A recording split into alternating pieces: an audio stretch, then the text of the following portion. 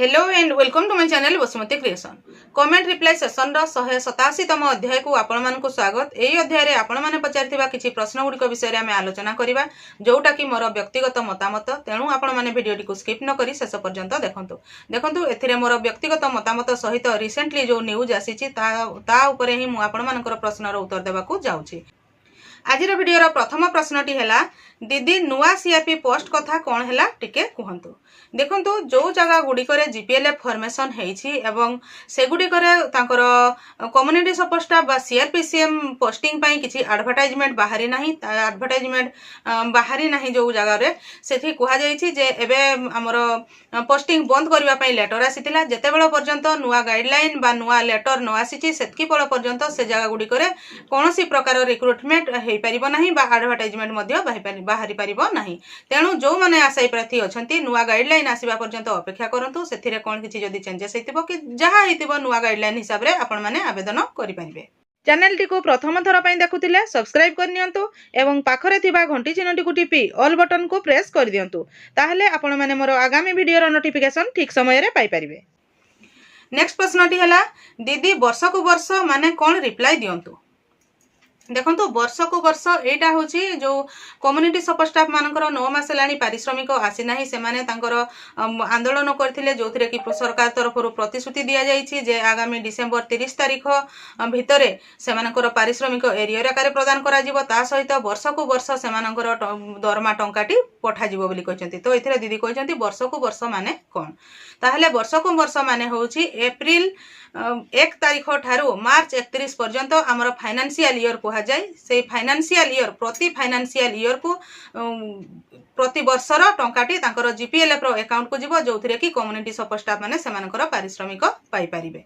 जोटा वर्ष को वर्ष कुआ जाउची सेटा गोटे फाइनेंशियल ईयर को बुझा जाउची। तो जीपीएलएफ गुडी को पूर्वरु 5 वर्ष पर्यंत टंका आसुथिला, तापरे ईयरली गोटिए फाइनेंशियल ईयर रे एका बेले टंकाटी तांकर जीपीएलएफ रो अकाउंट को जीवो। सेही कथाटी होउची वर्ष को वर्ष जीपीएलएफ को टंका जीवो। नेक्स्ट प्रश्नटी है दीदी जो मानकु अपॉइंटमेंट लेटर मिलनी से मानकु केबे मिलिबो। देखंतु दीदी आपण जो कहउछंती अपॉइंटमेंट लेटर मिलनी, तो प्रथम रे आपण कहतु जे आपनकर सिलेक्शन प्रोसेस केबे स्टार्ट हेतिला। तो जदी सिलेक्शन हेले ताहले अपॉइंटमेंट लेटर सेते बेले काहे की देले नाही। जेहेतु आपण माने अपॉइंटमेंट लेटर पाई पारि नाहंती, सिलेक्शन प्रोसेस केते दूर जाईछि ताहा मध्ये कन्फर्म नुहे। तेणु जेते बेले पर्यंत आ गोटे गाइडलाइन बा लेटर न आसीछि सेते बेले पर्यंत आमे कहि परिबा नाही जे आपण मानकु केबे अपॉइंटमेंट लेटर मिलिबो। हुए तो जेहेतु जदी आपण सिलेक्शन हे जाइथिबे ताहले नुआ चिठी आसिले आपण अपॉइंटमेंट लेटर पाई पारंती। जदी सिलेक्शन प्रोसेस कंप्लीट हे नथिला ताहले निश्चित भाबरे नुआ गाइडलाइन आसिले तापरे जे कि डिसाइड करा जिवो बा सरकार डिसाइड करिवे जे जो मानकर अधारे थिला सेठु कंटिन्यू हबो कि नुआ गाइडलाइन हिसाब रे कंटिन्यू हबो।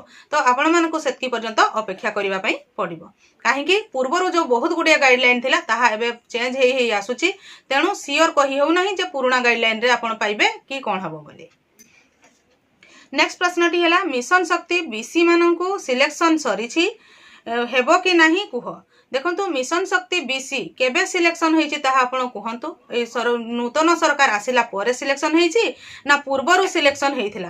तो जदि नूतन सरकार आसिला परे सिलेक्शन होईछि ताहले तांकर से सिलेक्शन प्रोसेस रे निश्चित भाव रे लेखा थिबो केबे ठारू से मानकु जॉइनिंग देबे बा पोस्टिंग देबे। जदि पूर्वरु थिला ताहले कोन पई बंद हेइछि तार पुणी आउथरे सिलेक्शन हो बा पोस्टिंग करा जाऊ बोली लेटर न आसिला पर्यंत पोस्टिंग हेबो नाही। नेक्स्ट प्रश्नटी है दीदी एही डाटा देई कौन हेबो जहा पाउछ ताहा रिटर्न देबा को पड़िबो। देखंतु एटा होची सुभद्रा योजना, जोटा गोटे लेटर आसीथिला जे समस्त कम्युनिटी सपोर्ट स्टाफ जीपीएलएफ गुडी करे जो माने कार्यरत अछंती से माने सुभद्रा योजना रे आवेदन करछंती कि नहीं, जदी आवेदन करछंती ताहले पाइछंती कि नहीं, केते जण कम्युनिटी सपोर्ट स्टाफ अछंती ताहार रिपोर्ट मगा जाइथिला।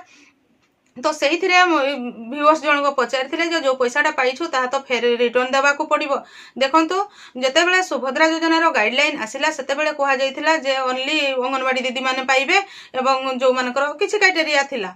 ता परवर्ती पर्यायर कहा जाइथिला जे गाइडलाइन रे चेंज है कि जे समस्त कम्युनिटी सपोर्ट स्टाफ पाई परिबे जेतेबेले समस्त कम्युनिटी सपोर्ट स्टाफ पाइबे बोली कहा जाइथिला तापरे कम्युनिटी सपोर्ट स्टाफ माने से सुभद्रा योजना रे आवेदन करथिले एवं से माने सुभद्रा योजना रे टंका पाइछंती तेणु माने तांकर टंकाटी को रिटर्न दिया जिवो नाही काहे कि ना गाइडलाइन रे ताहा थिला जे कम्युनिटी सपोर्ट स्टाफ माने सुभद्रा योजना रे आवेदन करि परिबे एवं सुभद्रा योजना रो टंका मध्ये से माने पाई परिबे।